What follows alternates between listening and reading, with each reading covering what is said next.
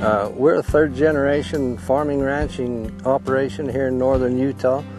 Conservation has been our goal for a number of years, and we're real honored to be the recipients of this Leopold Conservation Award.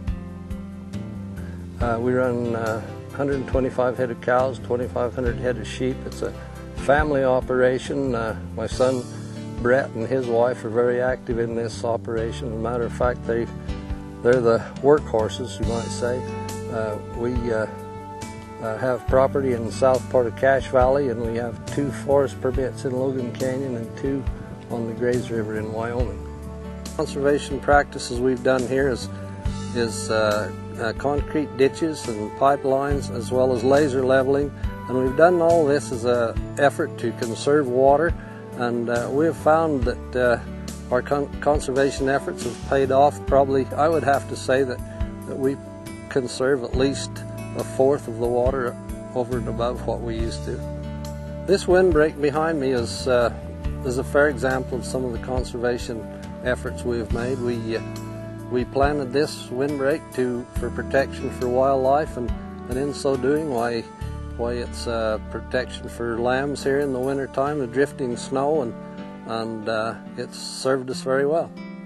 These lambs here, we've got these lambs on a fattening ration, and they've got their feed bunks in the other end of the field. This is kind of the way we like to finish our lambs off late in the fall. We'll use an alfalfa field like this that is we plan to replace. These lambs are in an atmosphere where they're clean and dry. They're free from mud and dust, and it's just an environmental friendly way to fatten lambs. On our ranch we have 9 different state-sensitive species on our ranch. I won't take time to list all of those, but one of them is a sharp-tailed grouse. We have we call it Birdie Day, where we invite the public to come up and look at the sharp-tailed grouse during their springtime mating ritual on the lek. We feed them breakfast afterward, and it's a great chance to mingle with these people. There's ranchers and environmentalists all there together, and we share a common interest there. We have a winter supplemental feeding program going on with the deer and the moose. We supplement the deer with some high-protein block that they can utilize their natural forage as well. They've had their winter range severed by some high fencing and some highway work where they can't migrate to their traditional winter range. Farming and ranching, to me, is a business as well as a way of life. We have to be able to make money, of course, to stay in the business, but it's a way of life. It's a passion. It's the conservation part of it gets in your blood, and you want to take care of these things. I think 50 or 100 years from now, farming and ranching will be a real challenge in Utah and in the West. I think we're going to have to reach out to niche markets to find our way. It might not be just the sale of beef and lambs. It might be that we have agri-tours. It might be that we have a watchable wildlife situation on our ranches. I think as we find these things, we can definitely be able to find ways to keep agriculture and farming and ranching profitable and enticing business and way of life for our kids in the future. Marrying somebody in the ranching and farming industry, where I came from, a non-farming industry, from the city, has been quite an extraordinary experience for me. I didn't know where the hamburger and the beef and the products that we raise on the ranch actually came from, and I'd like to see that more implemented in the schools, where the kids, the #1 answer for where does chocolate milk come from, it's a brown cow. I'd like them to be able to know exactly where their products that they're eating come from.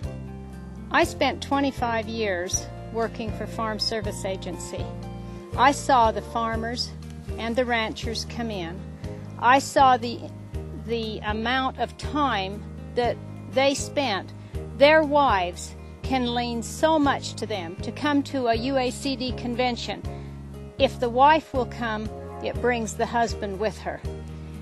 Getting involved in the UACD auxiliary and the Farm Bureau's auxiliary, in the Cattlemen's auxiliary, the Wool Growers auxiliary.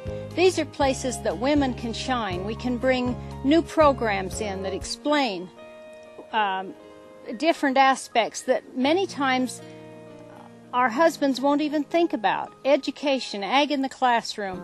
These are places that we can all work together and bring out the important parts of agriculture for women. I feel like this Leopold Award has helped us to understand more about conservation than probably we did even 2 weeks ago. As I look back at our raising our children, it wasn't a lot of vacations and going here and going there, but there was a lot of times when we spent time on the range at 4 Mile or building fence on the Deweyville Mountains. And I have to think back at the times that Laura's brought dinners to us and lunches to us when we were docking lambs, marking calves, planting grain, whatever. Why, it's been an association that we've grown together, we've lived together, we've grown together, and for this Leopold Award, I won't say it's a climax, but it's surely a treat to us to receive this award.